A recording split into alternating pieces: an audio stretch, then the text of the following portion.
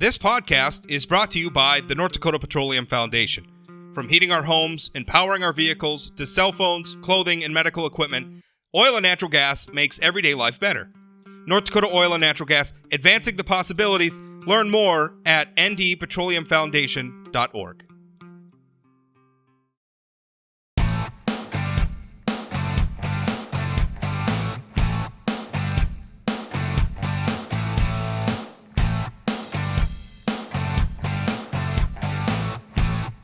Steps. I think it's a better thing than it's not, Rob. For sure. And here's something that bothers me a little bit about it, because it's and I just realized I did not hit live, so I apologize. We've been having a discussion about billionaires in space, Jonah and I didn't hit live on YouTube. So here we're live now. And we're talking about billionaires in space. Richard Branson is gone to space. Jeff Bezos is going to space. Elon Musk has what I think we could probably say, if you're talking about the private sector space industry, probably has the leader, in that it seems like he hasn't figured out. I mean, because that's the big challenge in space travel, is it's ridiculously expensive to get goods and people up out of the Earth's gravity well. That's the big challenge, is once you're in space, things get I don't want to say it's easy, relatively easier. But that's kind of the big hurdle, is getting up into space in the first place. It kind of seems like SpaceX has really made some long strides. They seem like the leader. But to your point, Jonah just got done talking about how he's excited about it. I mean, this is an exciting time for humanity. And I agree. This is not just some like on a whim a billionaire decided, I'm going to go to space. No. They've been working on this for decades, and it's an important thing. What bothers me a little bit, that there's a little bit of a class warfare aspect of this. This is former U.S. Labor Secretary Robert Reich. He's kind of a left-wing pundit guy. Now, he wrote, "Is anyone else alarmed that billionaires are having their own private space race, while record-breaking heat waves are sparking a fire-breathing dragon of clouds and cooking sea creatures to death in their shells?" So his argument is it's kind of a class thing. Like, the billionaires get to go to space and the rest of us are stuck back down here. And I think that's really unfortunate. Who else was making progress on this before these private individuals? Obviously, the government made a lot of progress a long time ago. NASA leading it. The Russians made a lot of work. The Apollo missions, but we didn't double down after the success of the Apollo missions. Kind of abandoned it. We scaled it back, or it took a different shape, and that's a problem. And Rob, to that point too, just think about this. During the last 50 years, the overwhelming majority of human flights to space, more than 95%, were undertaken by government astronauts on government-designed, government-funded vehicles.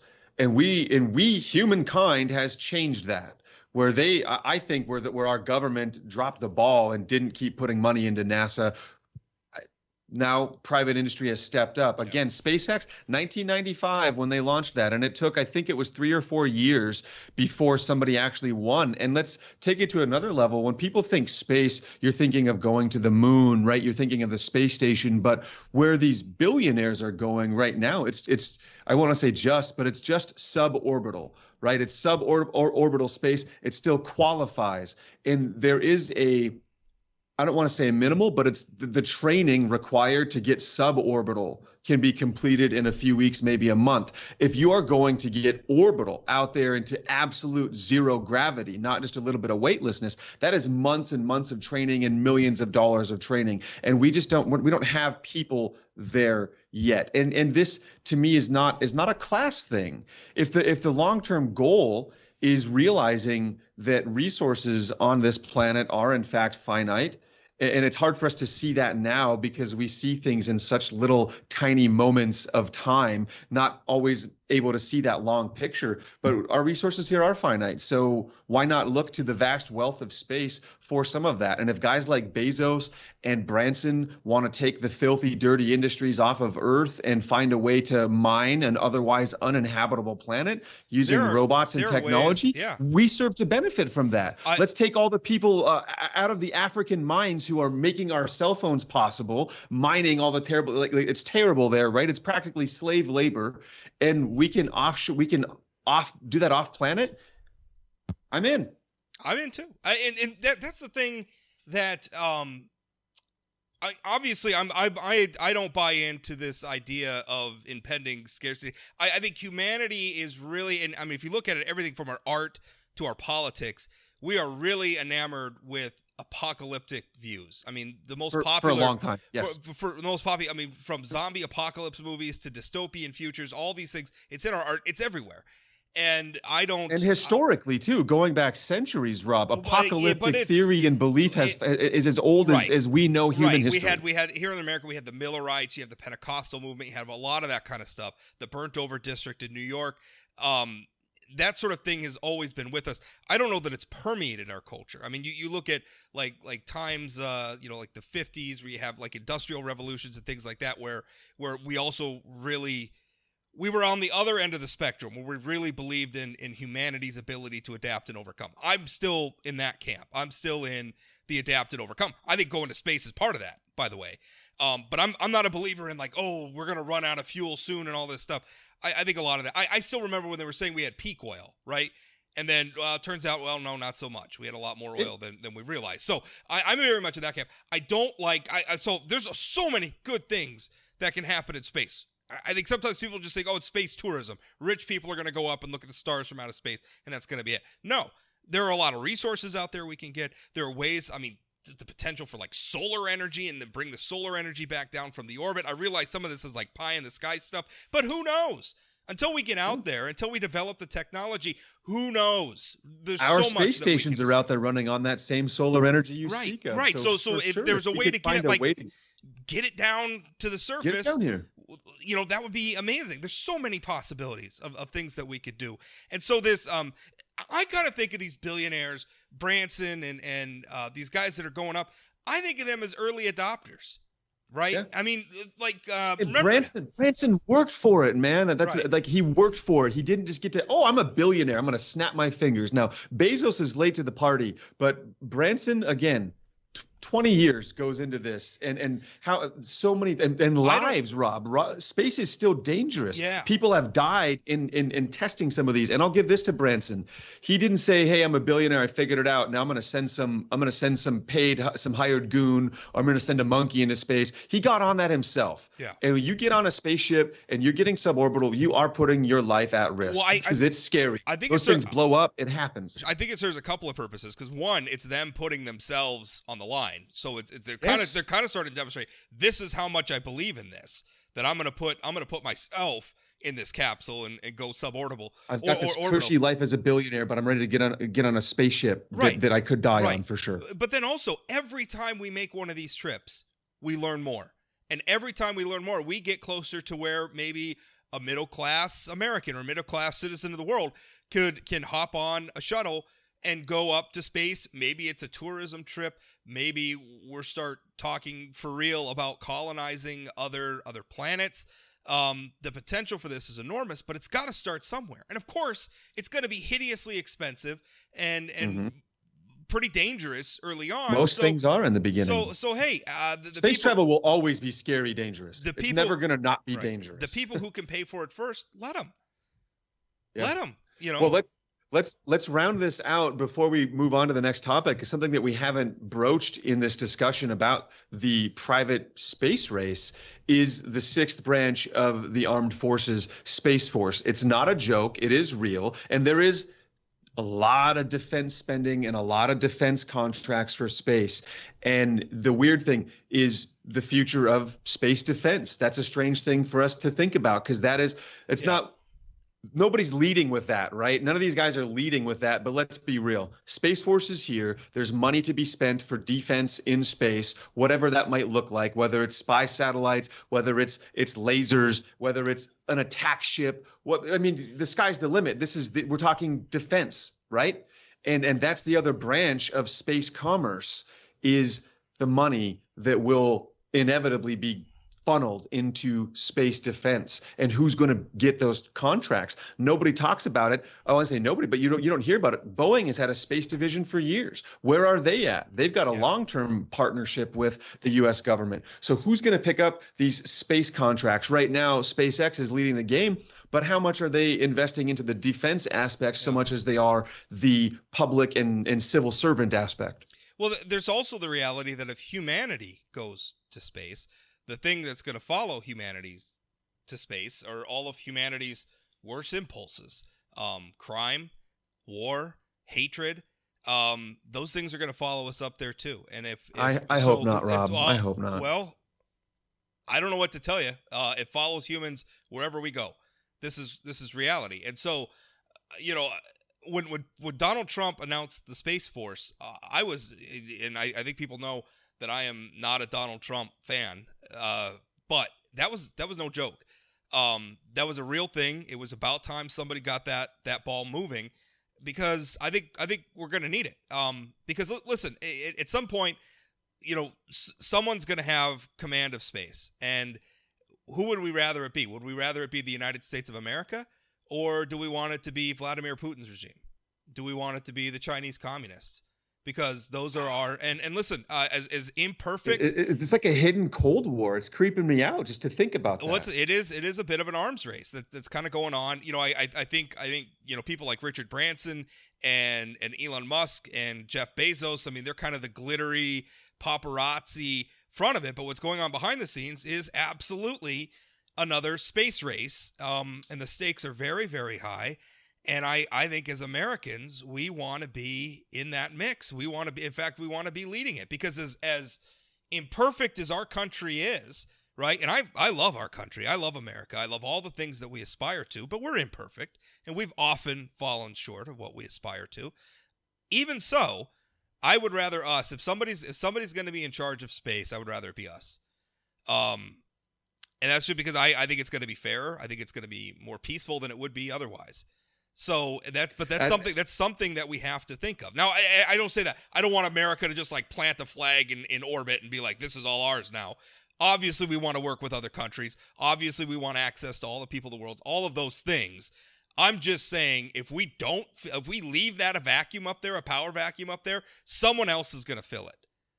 Someone else will fill it. Unfortunately, you're right. Unless, look, and this is where you start to, again, we have the UN. At what point does the UN have a space council? At what time is the United Nations capable? How far are we from that? This doesn't stop. Whether it's the UN, or there will be a global or universal, some sort of space council, because hopefully we can find unity up there rather than.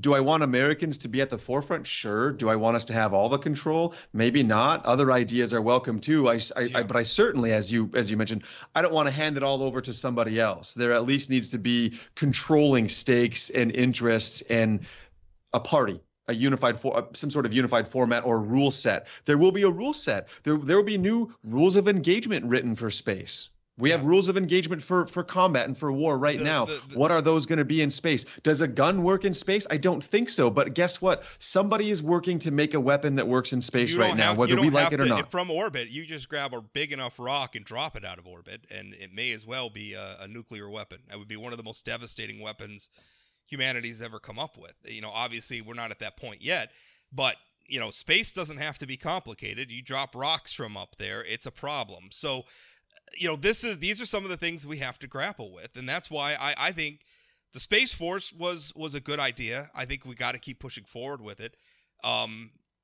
We have to do it. This is an ugly part of it. I mean, much in the way that you know, I wish we didn't have to have police forces. Right now, I love our law enforcement. I respect our law enforcement, but they're a necessary evil. Right? If we didn't have people in our society with a propensity to commit crimes, to do harm to one another, to be unpeaceful, we wouldn't need peace officers. So, you know, just like anywhere else humans go, we're going to have some rules, and we're going to have a mechanism through which we enforce those rules. And that's going to be a very complicated part of this. Well, and when will we see other countries officially launch their branch of some sort of space force? If the United States has done it, other countries have a navy, they have an army, they have specific and particular branches of their government that fulfill that armed forces slot. Do they already have them, and they haven't announced it yet? We're not going to be the only people with a quote space force. No. So to that end, and thinking of these other countries that are already in competition for this stuff, it does seem a lot of there's an American push. like before Virgin Galactic, Blue Origin, and SpaceX came along, Blue Origin being Bezos's space company. Virgin Galactic's UK. Right. Well, yeah, it was right. But then did they not launch in the United States? Yeah, I believe so. That's my reference, I guess, is these are launching from the U.S. and but yes, it is United Kingdom. But although only a lot of the launching happens from Russia too. I mean, Russia probably second to the United States. I mean, independent rocket launching for a while there before SpaceX reopened some of the spaceports in the United States. Even NASA was launching from what is it called, the Cosmodrome or something like that over in Russia. And by some measurements, that means we were losing the race, Rob. If we're over there launching from other countries and we don't have the technology or functionality or capability, or on the other hand, it means things are good peacefully, like we're making good deals and arrangements with our partners in an effort to get to space, understanding it is maybe a human effort as opposed to space being an American effort or a Chinese effort or a Russian effort. Like, right, it should be a human effort. And that's what I like to see. I was going to say, prior to these three, Galactic, Blue Origin, and SpaceX, only 7 people had ever been able to buy a ticket to space. Only 7 people who weren't full astronauts, government astronauts ever, were able to fly into space. So times are changing. Yeah, and I'm excited.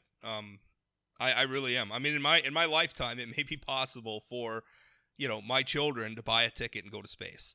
At least to get suborbital, or they might be inviting your children, or maybe grandchildren might be invited to be part of the first a colony somewhere. Yeah. It seems like science fiction to say that. It almost feels silly, but that's the truth. That is an aspiration of these billionaires that are investing in it. That's a real aspiration, a real goal, colonizing other planets or making them habitable. But what I don't want to happen is for some of this class war stuff to take over. I mean, listen, I believe in capitalism. I'm a capitalist. I think the free market works, but it works best when it's hand in hand with the government, right? I mean, the early days of the space race, it was the government, driving the ball down the field. We've reached a point where deploying profit motive is not a bad thing, right? I mean, because why are these billions? Why this push into space? There's money to be made, right? There's a lot of money to be made up there. There's nothing necessarily wrong with that, right? You have needs, people have wants, other people are going to serve those needs and wants, and by that, we're going to go into space and go further into space than we've been before.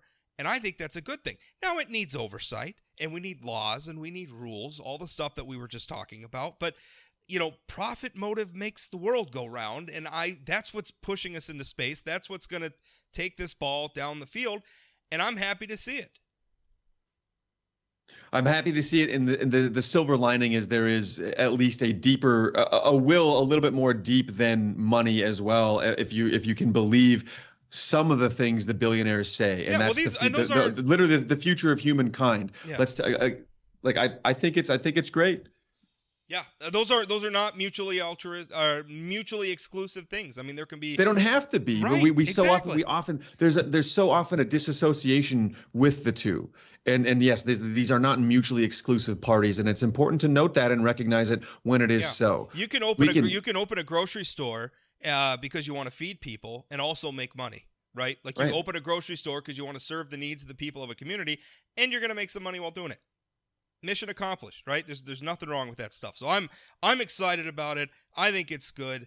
I think some of these people who are upset because these billionaires going into space. Well, hey, tough. It was when the iPhone first came out. I wanted one desperately, right? Smartphones. I'm still clicking away on my stupid Nokia. There's been a bunch of technology that I was really excited to get and be an early adopter of. But I was too poor, so I had to wait for all the rich people to buy it first so that it would come down to consumer grade. Then I could afford it, right? That's fine. I don't really have a problem with that.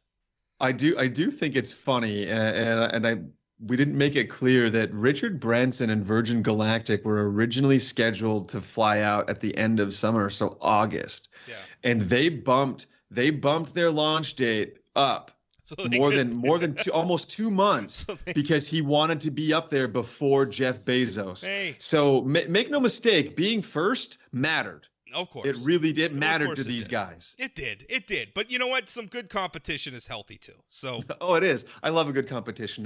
We can absolutely. we thrive on it. All right. So let's talk about let's get political now that we've talked about the fun stuff. Have you been following the story with now obviously what I don't like about this story, because I think a lot of the things that essentially what's happening is states across the union, mostly Republican states, have been reforming their election laws. And we did some weird stuff during the pandemic, right? We were doing vote by mail on a scale that we had never done before. We made a lot of to accommodate people during the pandemic. So we also had a very ugly political fight over the results of the election, which, you know, the people who are questioning the election results, up to and including Donald Trump, who continues to question them these days, are full of it. It's absolutely bogus. And to the extent that was the impetus for a lot of the Republicans or the Republican-led state governments to pass some of these reforms, that bothers me. I think that's the wrong motivation. That being said, if you look at what a lot of the policies are being put in place, I don't think that particularly, and we're talking about a couple dozen states here, so it's hard to go through the intricacies, but in a lot of them, it's stuff like mostly southern states too. You're not. I mean, Yeah. these are a lot of southeastern states that are making these moves. They are. But if you look at a lot of them, I mean, some of them are, well, we're not gonna mail out absentee ballots to every single registered voter anymore. We're only going to mail them out to people who requested them. We're going to have voter ID. I mean, these are not really that controversial, but Democrats have taken this and they're comparing them. And listen, I'm admitting we can have a debate about the efficacy of these policies. That's absolutely fair. The problem I have is that Democrats are taking this to a level. You have the president of the United States comparing it to the Civil War. He's compared these laws to Jim Crow laws. And now you have Democrats in Texas who absconded out of the state saying we're not going to stick around, so that we're going to try to keep the legislature the state Senate from even being able to vote on it because we're going to try to deny them a quorum. You have Democrats in Tennessee doing the same thing. And I think that's frustrating for two reasons. First of all, I generally, and you know, I could maybe quibble here and there, but generally I'm in support of this. Americans need to believe in the ballot box. We need to believe that the ballot box produces fair results. Because if we don't, we as a society are in a lot of trouble. So we need to secure that. And Americans need to feel confident in the ballot box. I don't think that there's necessarily anything wrong with doing this, although Democrats may disagree with the policy. The other thing that frustrates me is that I think this is another manifestation of this trend in American politics where if you lose a debate, your reaction is not to try to work harder to try to convince other people to come around to your point of view. The goal is just to stop the other people from governing. Stop the other rule or stop the rule, stop them from governing, change the rule to your benefit. Right. That bothers me, where it's at some point, if you live in a society like ours, which is a democratic society, what you have to accept, much as like with the First Amendment, you have to accept sometimes people are going to say things you don't like. Sometimes the other side wins the election and they get to govern for a while. And you could certainly be the opposition and you could vote against but at some point you have to respect the process and you have to respect the system and you have to let them govern. And there's always another election coming and you make your case then. This thing where it's like we're going to go to these extraordinary lengths all the time, where we're blowing stuff up all the time, and we're running out of the legislative chamber, and the president's comparing it to the Civil War. That is ripping us apart, and I wish it would stop. And I say that being fully aware of what we just went through with 4 years of Donald Trump, who did the exact same thing. So I'm not in this moment. This is happening with Democrats, but I'm not by any stretch of the imagination pretending this is only a Democratic thing. This really, really bothers me. There are certainly egregious examples on both sides of these political grandstanding and these frustrating tactics and willfully trying to manipulate the process when the results haven't suited you. At no point in my adult life, I've proudly voted every time since I was 18 years old. At no point in my life have I had doubt in the process of the vote. I've never lacked in confidence. I don't find there to be a lot of long-term evidence or any belief that voting is being manipulated on a widespread level in any way, shape, or form.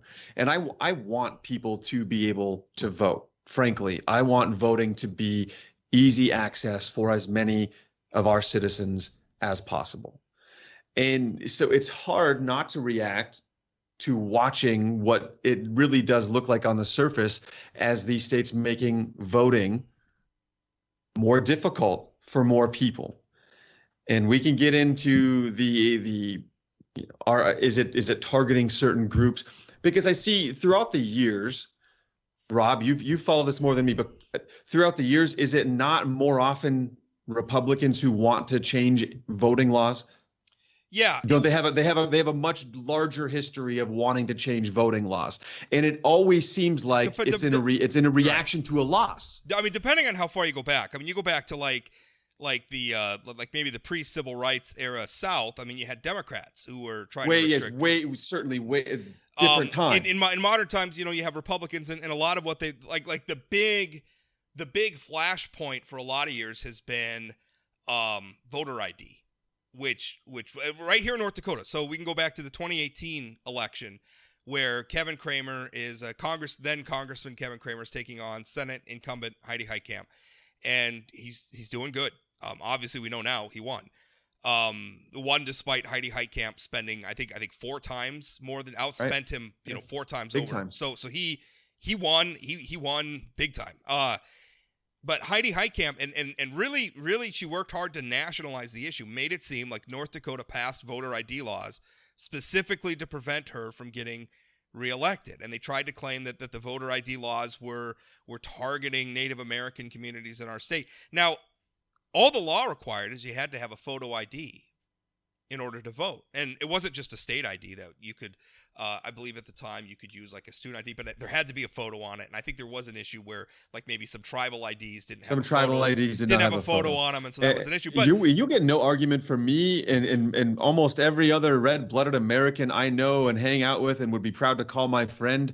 I don't have a single person in the you don't see people out there screaming, we shouldn't be required to show our IDs. I feel like that's such a minority argument. But that's such a minority argument. That argument went all the way, the argument from North Dakota, a lawsuit challenging North Dakota's law, went all the way to the U.S. Supreme Court. I don't know if you remember, but a few months before the election, the U.S. Supreme Court actually ruled that North Dakota could continue to enforce its voter ID law. So that's a fair law to me. That's hardly a law making it more difficult to vote. It doesn't affect a large segment of the population. It doesn't mean that population isn't important, but having a picture photo ID is not too much to ask anybody who wants to cast a vote. An ID verification process makes sense. So let's drill into some of the other things, because let's talk specifics, because there's a lot of rhetoric like, oh, they're trying to make it harder to vote. You could argue that requiring an ID makes it harder to vote than not having an ID, right? I mean, it's like a step you have. It's marginal. I mean, most people already have an ID. If you don't have an ID, you go down. In North Dakota, you don't even have to pay for it. You fill out a little thing. I can't afford this. They don't even check. You get a free ID. It's not that hard. But you can argue because it's a requirement, it does make it a little bit harder. And that's the problem. It's like, well, they're voting to make it harder to vote. Yeah, but are they really? I mean, that's the tough thing. So some of the other stuff is, like the ID's already been there, right? Right. Well, the ID thing's been around for a while, but the other thing is, we're not gonna just mail, because one thing we did during the pandemic is they mailed, like in North Dakota, we did it. They mailed in a mail-in ballot to every eligible voter. Now in North Dakota, we don't have voter registration. Other states, they're mailing them to registered voters. In North Dakota, I think that's why, like at my house, I got like a ballot for my niece who hasn't lived in North Dakota for like 10 years, but she was still in the voter file. So, they had some weird stuff like that in North Dakota. But, some states voted where they're not going to do that anymore. They're only going to mail out absentee ballots or mail-in ballots to people who request them. That's been lumped in with the making it too hard. And I'm getting a lot of this from the Brennan Center. That was the report that President Joe Biden actually yesterday, when he made his, this is as bad as the Civil War speech, that was the report that he was using. And those are the things they're lumping into the making it harder to vote category. Another one is the They call it souls to the polls, where can a polling place be open before noon on a Sunday? Well, some of the states are saying no. Now, if it were up to me, I don't have a problem with them being open before noon. But when they're open 6.5 days a week, is that really that onerous? Another thing is we're not going to have polling places open 24 hours a day. Again, do I personally have a problem with it being open 24 hours a day? Not really. But by saying, well, they can only be open from 8 a.m. to 8 p.m., is that a Jim Crow law? I mean, is that fair to compare it? So this is the problem that I'm having, is I think that you and I could probably sit down and have a debate, and maybe we disagree or agree on some of this stuff, but it's a good faith debate. And the problem is the bomb throwers are out there saying, oh, it's terrible. It's Jim Crow. It's Civil War. That is tearing us apart. I hate it. I can't stand it. As you can tell, I get a little worked up about it.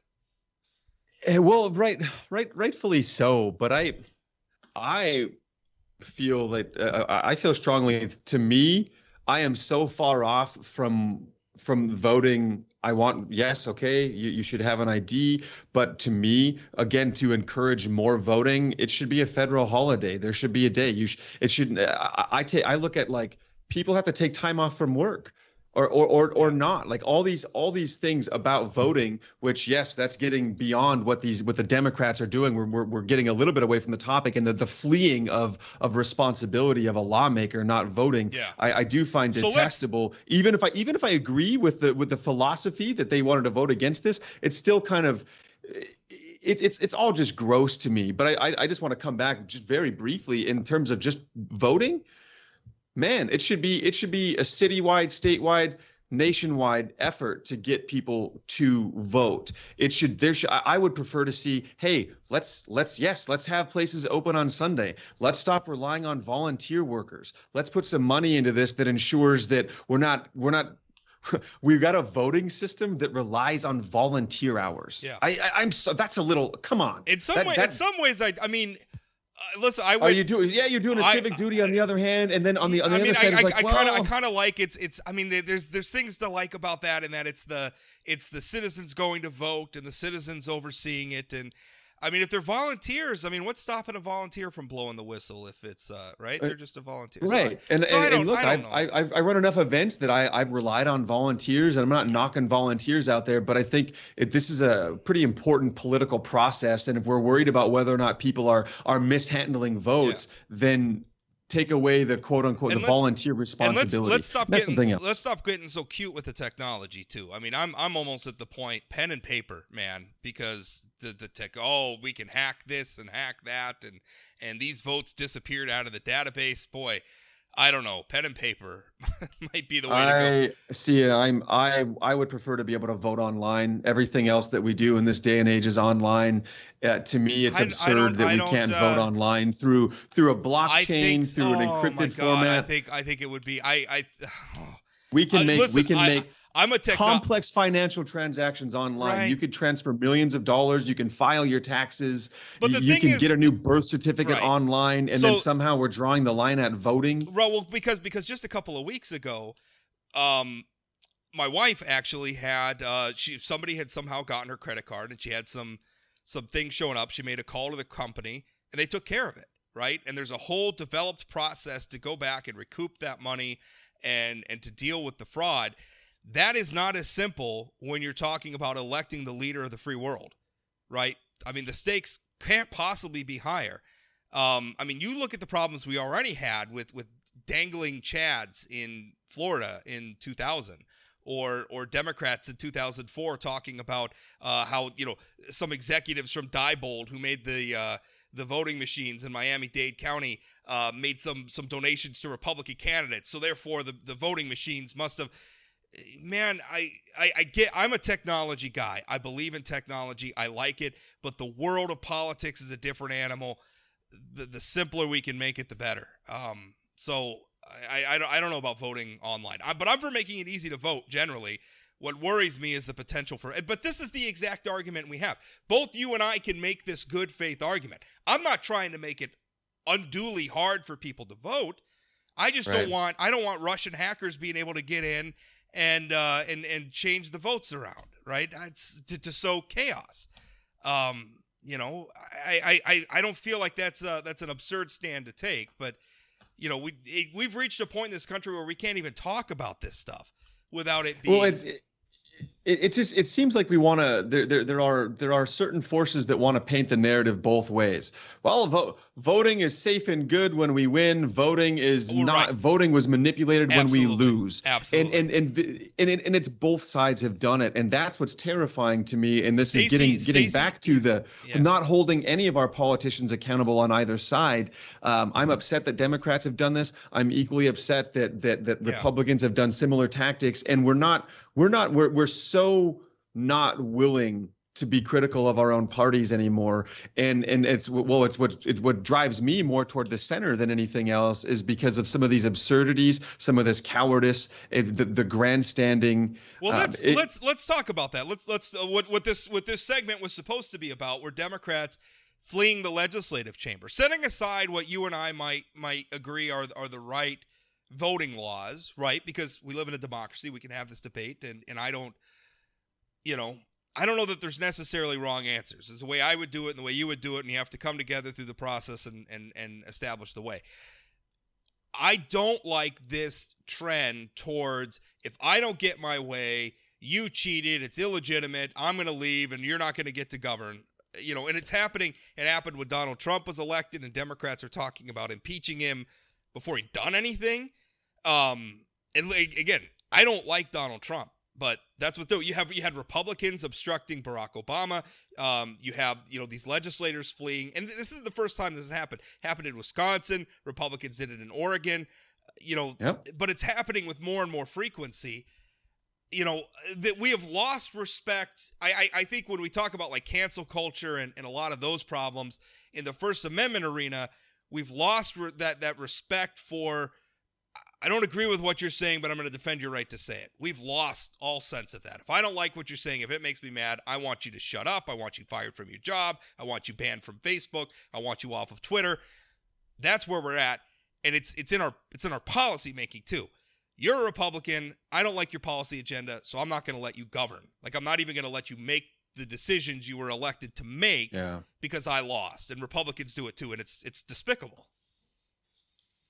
Well, and what's the answer? Nothing's going to change. It just keeps getting worse. Like it's frustrating. It's frustrating to the point where you can only, for me, I care a lot more about local politics in my neighborhood that's going to affect my day-to-day life, what's happening in my neighborhood. And you get so frustrated with the national narrative and everybody's running away and we're not finding enough mutual ground. Yeah. Where what happened? I mean, bipartisanship, stop using that word because now there's no such thing anymore.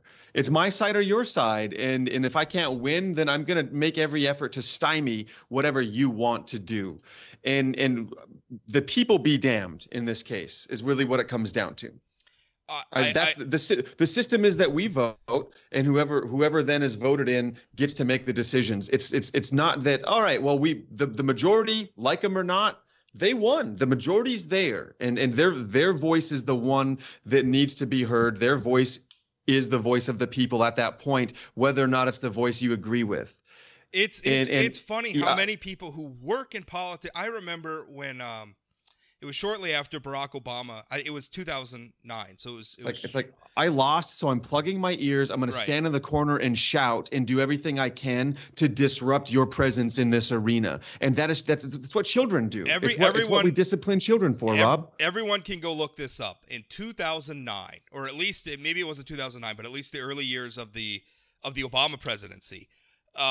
James Carville, right, famous cable news pundit, was a political advisor to the Clinton, longtime Politico, wrote a book, and it was something that the title was something like The 100-Year Democratic Majority, because his argument was Barack Obama had built such a durable political movement that the Democrats are going to be in office forever. And it was his justification for go out there and jam a progressive agenda down their throats because we're never going to lose again, or at least not in our lifetimes. And the thing was, they did that. They did it. And in 2010, they lost control of the House. And in 2012, Democrats had a little bit of a bounce back, but by 2014, Republicans had the House and the Senate, and it was a divided government. right? So everybody, I mean, even James Carville, who ought to know better, does politics for a living, became so enamored with his side's victory in that moment that he completely lost sense of the fact that politics are cyclical, and eventually the people that you beat, they don't just disappear. They're still your neighbors. You're still going to run into them in the grocery store, and you have to live with them. And we've forgotten that. And what do you think about this though? Because you mentioned local politics, and I'm interested in it too, to the chagrin sometimes of some of our local officials. I feel like we have moved too much of the policymaking authority to the federal level. The federal government's doing too much. I think if we push more of it back to the states and then back to the counties, back to the cities, we went the opposite direction, I feel like we'd be better off, right? Because it's going to be tough to make national policy that's going to make people in North Dakota, Maine, Florida, and California happy. These are different places culturally. These are different places geographically. Different places environmentally. Right. It would be better if we had more local policy making and less, at least at the state level, down. I feel a lot of what's driving the divide in this country is that we're trying to do too much at the federal level, and it's making everybody angry. Yeah. When it comes to some of these local efforts, I agree. I think the federal government needs to provide, and then be confident that each state has elected the people that are capable of navigating and understanding what the federal government can provide. Because we benefited from a lot of federal grants that have beautified our city, or that have improved our infrastructure, or that improve our highways and byways, right? So we do need that federal money on some level. We do need some of that federal insight. Like the example of that, the whole country benefits from roads in rural North Dakota. And I say that because rural North Dakota produces soybeans and wheat and all sorts of other crops, oil and honey and all these other products that get shipped all over the country and all over the world. So our nation benefits. But the thing is rural North Dakota doesn't necessarily have the tax base to build those roads themselves. So we tap into the state tax base, we tap into the national tax base, and we build those rural roads in North Dakota. And that example works all over the country. So there's a role for the federal government. But what you're talking about, trusting local officials, right?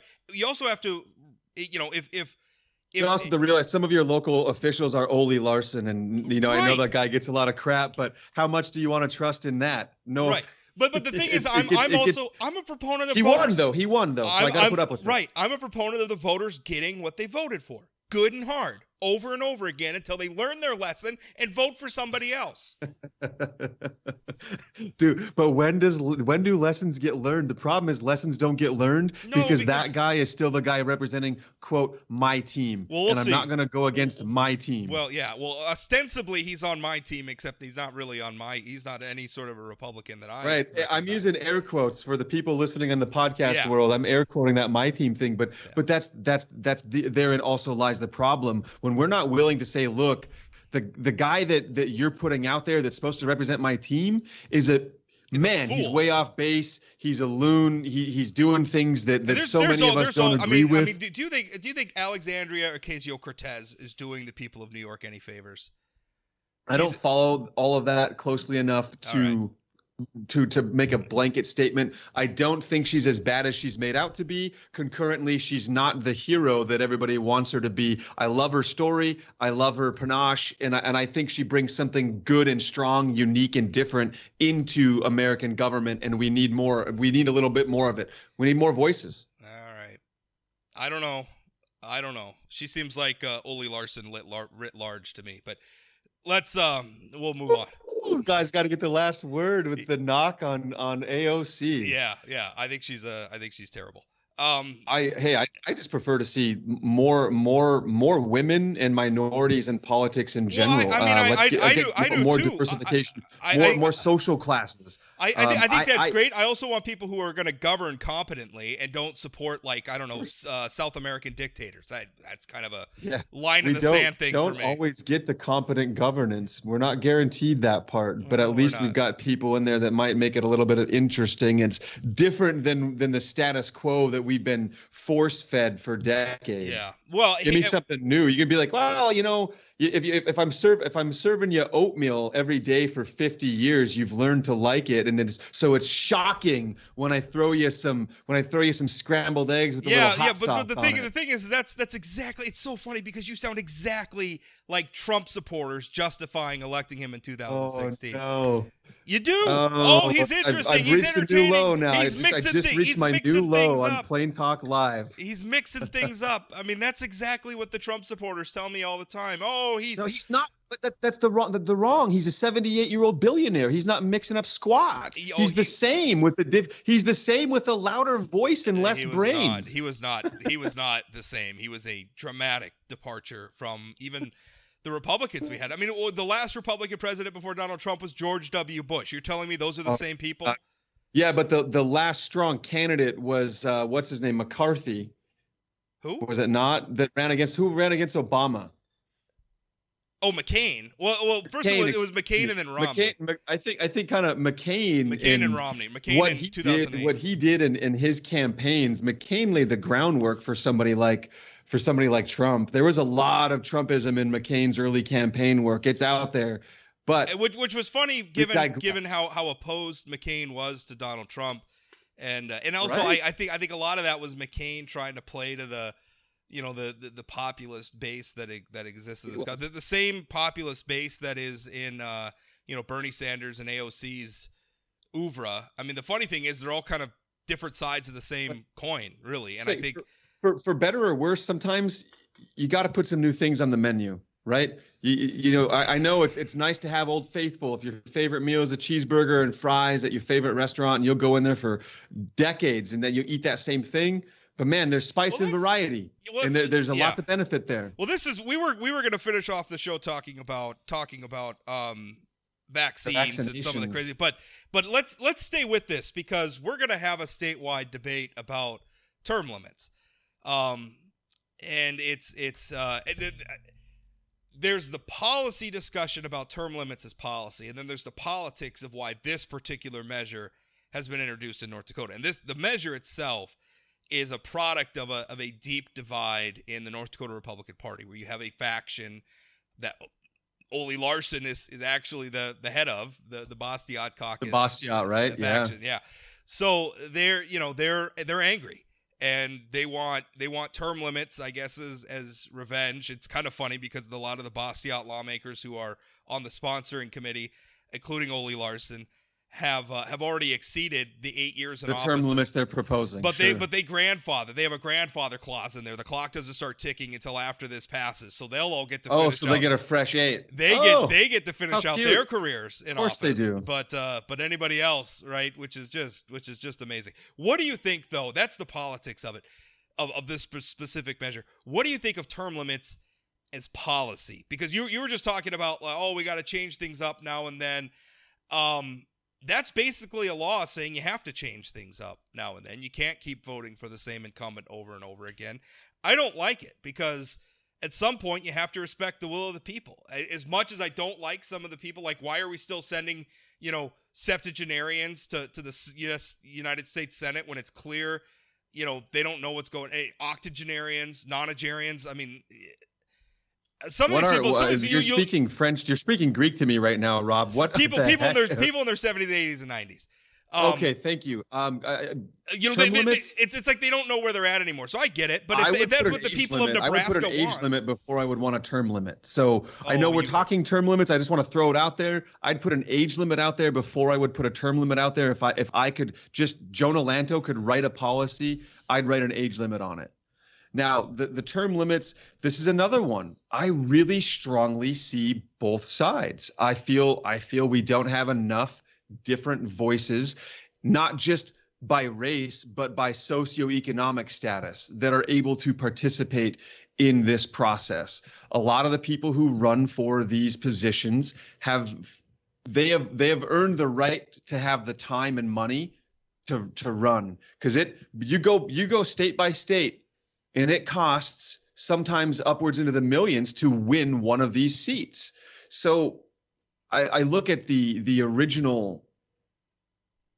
It was a civic duty, right? The original idea was that we're going to vote our fellow man or woman into this position, and they're going to abide by the will of the people. And I think there was a very strong and beautiful and simple ideal that would be accessible to many of us. And while any of us can run for a state or county or city or national position, there's a price tag. There's a price tag with it. Now, maybe not on the city council level in a place like Minot, but if you look into some of the bigger cities, you look at cities with a budget that are as large as this whole state. Yeah. If you want an elected position in any of these spots, it's just the money is so strong, and I don't know if that's right. To me, that there's a problem with that level of money having an influence on who wins an election. And I know it doesn't always result in a win, as you already evidenced. Heidi Heitkamp outspent. Hillary Clinton outspent Donald Trump by enormous. It doesn't guarantee you a victory, but it does guarantee that certain people are not going to have a place at the table to really participate. And I do kind of have a problem with these perpetually long-standing people who find themselves lifelong politicians. You've been serving for 20 years.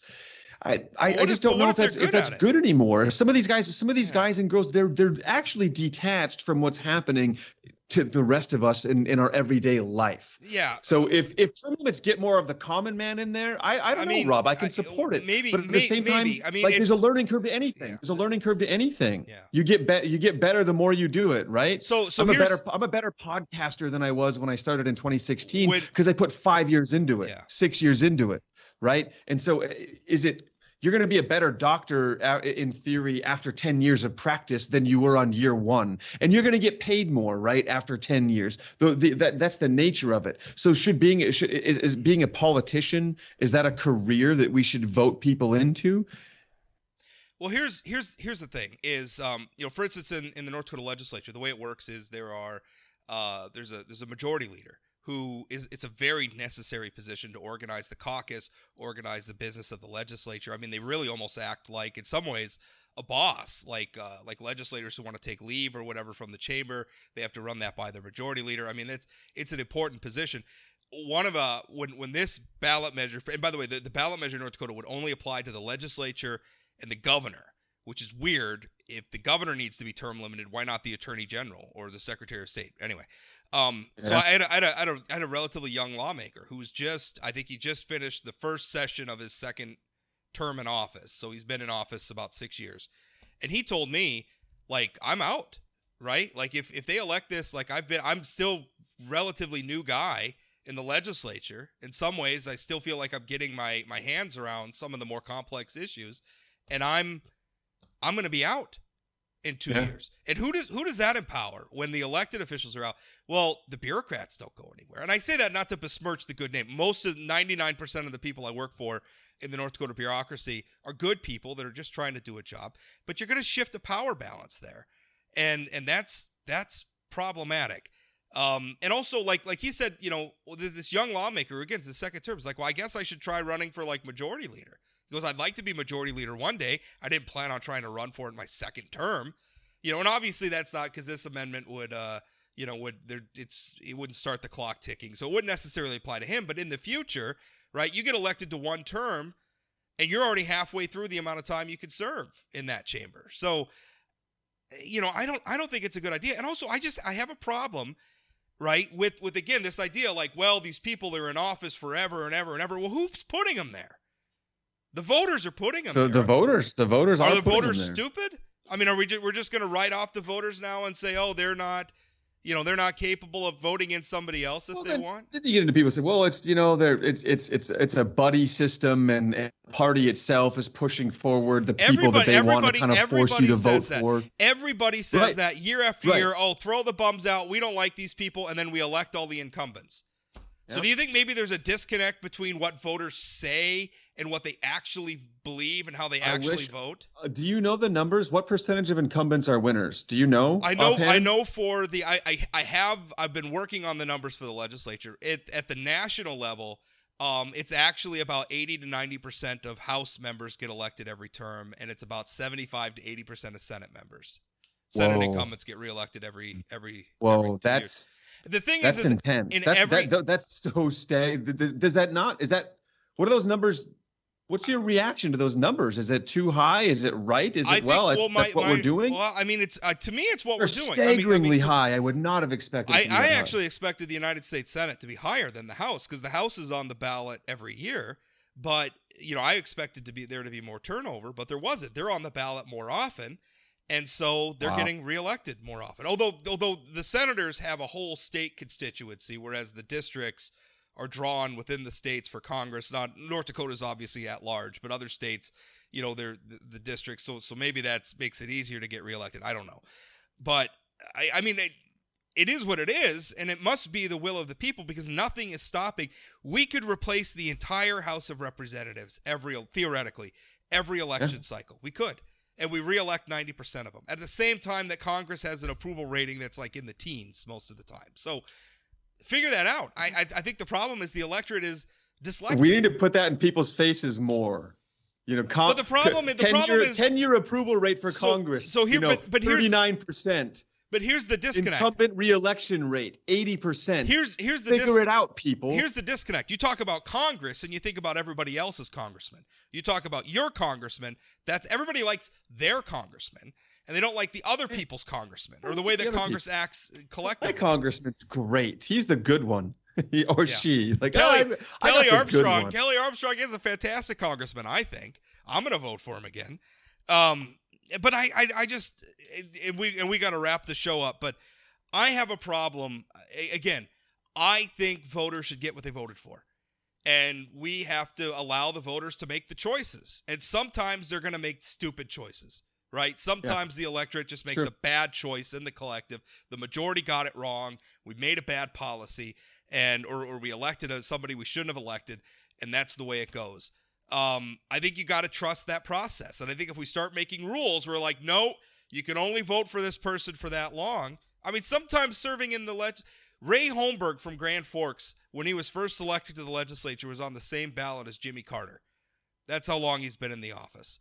I think Ray Holmberg's probably doing something. He's going to run again, and I think he's going to win again. And he must be doing something right, because the people of Grand Forks keep electing him. And historically, that is not a partisan district. He has served alongside Democrats. It's a purple district in Grand Forks. But I mean, is he disconnected from the people, or is he just doing a good job?